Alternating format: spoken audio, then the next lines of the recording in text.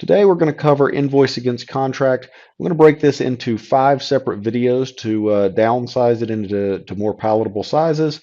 The first will be an overview. The second will be the options and flexibility of invoice against contract. The third will be the auto invoice and evaluated receipt settlement. Then we'll roll into receiving options, and then the last video will be a demo of the setup and configuration. Okay, wanted to walk through a simple setup of a few different options that we spoke about earlier today. So I've already created my contract workspace.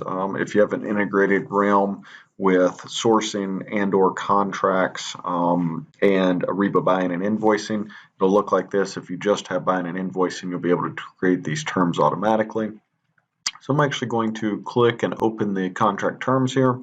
And kind of walk through a sample setup and different options that are available. So we talked about the 4 different types. Again, item level is the most used.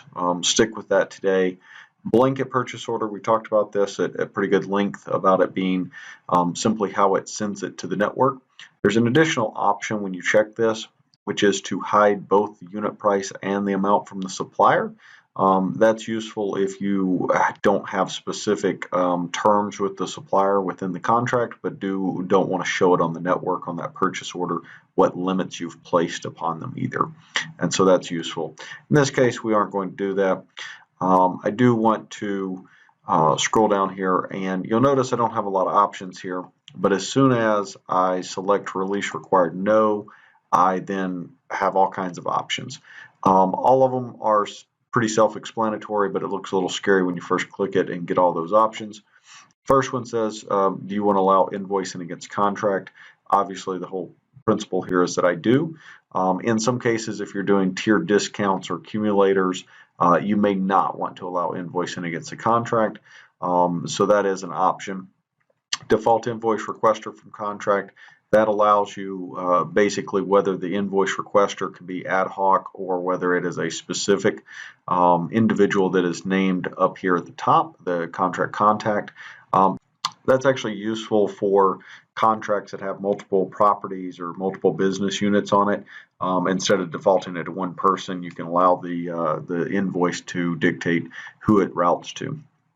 Allow suppliers to add non-catalog items. Again, if it's generic and you don't have all the defined terms in the contract, you may want to allow that.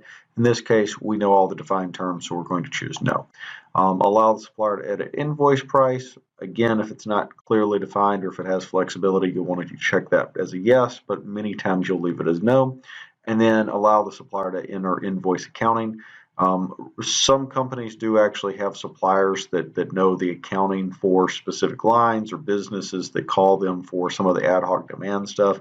In this case, though, obviously most suppliers, that's probably rarely used. And so because you set the accounting on the line item, not your suppliers, because they don't know your internal accounting. And then finally, allow receiving against contract. In this case, I don't want to do any receiving, so we're going to choose that as no.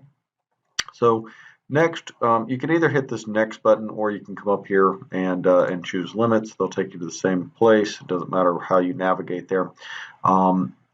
Effectively, you have, again, all these different limits. You have your minimum release commitments. You have your maximum limits. In this case, we'll do a maximum limit of 1.5 million. Whether it excludes or includes taxes, we talked about that, and then whether it's hard limits or not. We talked about the notifications as well. Won't go through that too much because I want to get to the actual pricing terms. So in this particular case, you'll notice that I have materials and services, fixed and recurring fees, and cost and expense. So I'm going to walk through an example that will cover off on all 3 of these, and that is something that all of you know very well, which is an SAP Ariba contract. So generally when you had an SAP Ariba contract, you had deployment services to set up and deploy the system. So we're going to throw that in the materials and services bucket. You have an annual or fixed reoccurring fee, and then you had some type of travel and expense associated with the service. So we're going to first add some of the service line items. You'll notice that it actually takes you to the catalog. You can't add catalog items. That's actually how you do a lot of the tiered pricing for catalog items is you'll create a contract and then tie that catalog item to the contract to set up the tiered pricing. We obviously have some fields that we have to fill in here. So we'll go ahead and complete those real quick.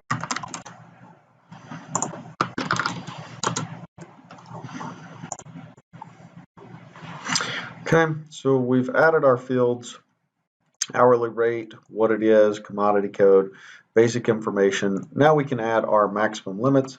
In this case, we'll say it's for 6 months, which is 1,080 hours. I want zero tolerance. You can only set it by quantity or amount, so you can't set it by any other factors. In some cases, when you try to do split allocations for split accounting, it's only done by percentage, but in this case, it's quantity or price. Again, we aren't going to talk about tiered pricing just yet. We will get to that momentarily. And so now we've added our line item there for our project manager. Now I'm going to come down and I'm going to do a fixed and recurring fee. And this will be our annual subscription maintenance for our SAP Ariba contract. And then we'll throw our commodity code of software in here, probably business function software, business function specific software, and we'll set that reoccurring as 250,000 with a reoccurrence yes. And you'll notice the system automatically defaults this based on the contract dates. We're going to change that slightly to an October 31st, which should be the proper term for 12 months, and it automatically calculates that it's monthly. Now, if we go over here and choose this as an annual, you'll notice that this changes to one annual occurrence. I'm going to hit OK. Sorry, I keep forgetting the bill to. Do that, and then finally we're going to add our travel and expense. So this is our T&E bucket of money. Travel and food, lodging, entertainment looks correct, and we'll just set that as a $20,000 maximum. Again, accounting is all there. We'll go ahead and do our bill to this time so that we don't error that out. And so this is an example where you can set up a multitude of items, so to speak, on a contract terms to be invoiced against. You can have your project manager up here, you can have your annual subscription, and then you can have your T&E down here below. So very useful tool, great for managing a lot of those bigger services contracts where POs don't necessarily do it justice. Same thing if you have, multi-year contracts, it's useful to use this because I can come in here, edit this, change this term to several years out, and it will automatically calculate that as well. And so you'll notice it automatically changed that to 2 years. It won't let me actually go past the expiration date, so it's important if you are tying it back to your contract workspace that you change it on the contract workspace as those two documents are tied together. Thank you for the time today.